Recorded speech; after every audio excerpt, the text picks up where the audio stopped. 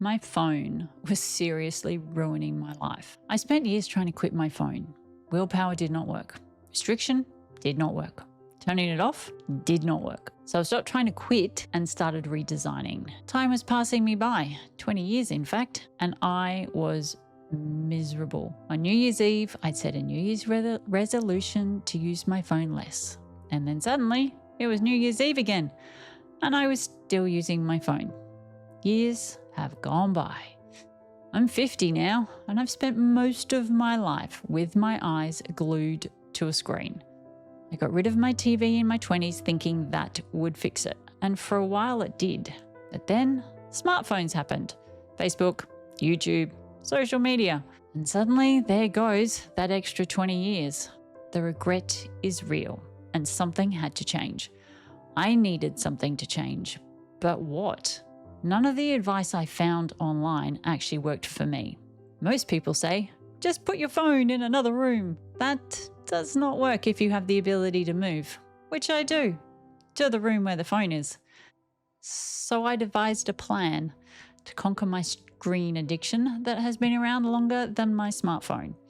This was not going to be easy. It is a long time addiction, and it probably wasn't going to be fun. Definitely not a party. So I stopped trying to quit my phone and instead decided to change how I use it. I wanted to keep the good parts without losing my entire life to it. These are the 6 things that actually helped me have my cake and eat it too. Tool number 1, make the phone boring. First thing I did was make my phone butt ugly. Yep, a lot like this butt. So I wouldn't want to look at it so much. I turned it grayscale. No color, no flashing stimulation. I removed all the unnecessary apps and all social media apps. Turned off all notifications so it didn't ping at me. And I put it on silent. Basically, took my smartphone and made it dumb. I relied on my phone to think for me way more than I actually needed it to. It stopped calling to me constantly because essentially I broke up with it. Tool number 2 was night scrolling. And the second change was to figure out how to stop using my phone after 8 p.m. And people say just stop night scrolling, but that advice never worked for me. I live off-grid with no landline, and for me the phone needs to be kept nearby, at the very least on silent. So I did not remove my phone, I removed the relationship I had with it after 8 p.m. And this step became more about understanding why I needed the phone in the first place. It was a wonderful distraction, a distraction from my life, from from responsibility, regret, reality, my feelings, and my thoughts. The phone helped all of that disappear while I watched other people living their lives instead of me living mine. And when I really let that sink in, it was a reality check I needed to stop consuming so much. When I really realized that I was sitting on my phone watching other people living their lives, it kind of meant I wasn't living mine. And the phone was a distraction. So here was the how. And for me, that meant the phone stays in the room, no night scrolling after 8 p.m, lights off, eyes closed, eye mask on. Instead of reaching for stimulation when these massive uncomfortable feelings came up, and they did come up, I stayed with them and breathing, knowing they can't actually really hurt me. And some nights I still cannot sleep. My brain is way too loud. And on those nights, I give myself permission to listen to something, and that is fine with me. But most nights, once I stopped fighting myself and just stay with it, sleep kind of came back all on its own. So tool number 3, you gotta fix the day so the night is easier. When I do not sleep well, or I've let my brain run wild and it's taken me down a dark path, I usually need my phone to numb myself out with doom scrolling. So this step became less about discipline and more about not setting myself up to fail. If my day is overstimulating, exhausting, or chaotic, my phone becomes my anesthetic at night. For me, this meant paying attention to a few simple things during the day. What I eat, whether my body actually gets to move, and how much time I spend on screens and how much I am doing. I need enough movement and good food so my day doesn't end in a headache and tiredness. I need to not be on screens all day so I do not overstimulate myself for nighttime.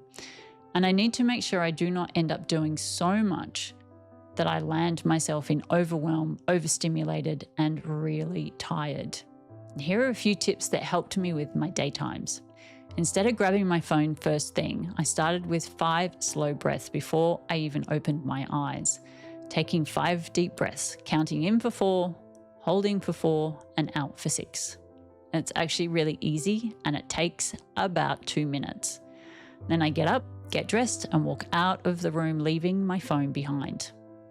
Then I make myself a drink, and at the moment for me, it's honey, salt, and water. And then I sit and drink it while I listen to the outside world for about 5 minutes. If my thoughts are loud, writing them down helps. Sometimes my brain can be a real asshole, and I can go into some pretty dark places if I listen to it. Writing helps me create distance between my thoughts and myself. Nothing fancy. I just sit and write whatever my brain is saying. And this helps me clear my mind so they're not bouncing all around all day. And then I wash the dishes. And by the time I finish all of that, my need to use my phone has pretty much gone. And I aim to ignore my phone until after lunchtime, filling up my morning with activities, doing something creative or constructive. When my day is calmer and more grounded, my phone loses a lot of its power at night.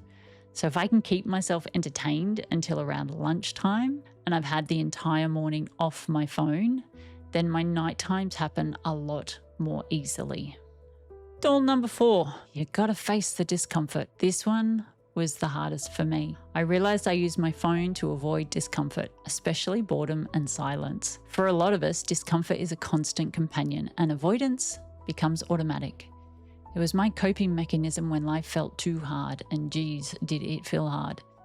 And if you have ADHD, ADD, CPTSD, anxiety, depression, panic, any kind of trauma, discomfort can feel like a daily part of your life, and so does avoidance. So instead of reaching for the phone, and as hard as it is staying with the discomfort, I started staying with the feeling. And this was a massive game changer for me, relaxing and breathing into it instead of avoiding it. As uncomfortable as that was at first, it drastically reduced my need for distraction. And the more I did this, the less power the phone had over me. Tool number 5, know your why. This was fundamental for me. Knowing why you are picking up your phone is really important and super helpful in the process of not letting your phone ruin your life. I realized I was not picking up my phone just out of habit. I was picking it up to avoid. During the day, I was bored, and boredom felt uncomfortable. And at night, I was scared of the silence. I used the flashing lights and the noise of the phone to distract myself and basically have my own personal party in my room.